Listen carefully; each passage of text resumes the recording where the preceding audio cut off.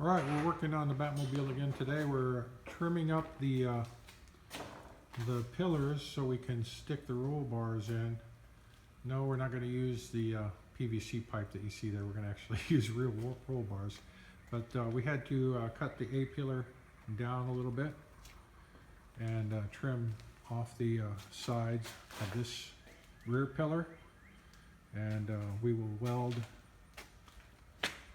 right to the frame there. So we come around here and we see Dan working on this side of the car.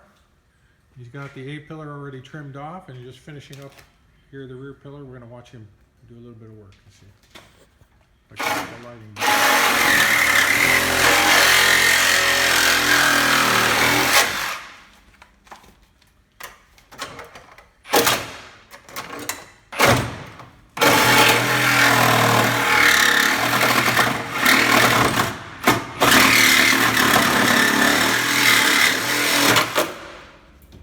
So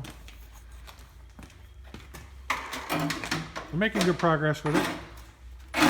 Keep going.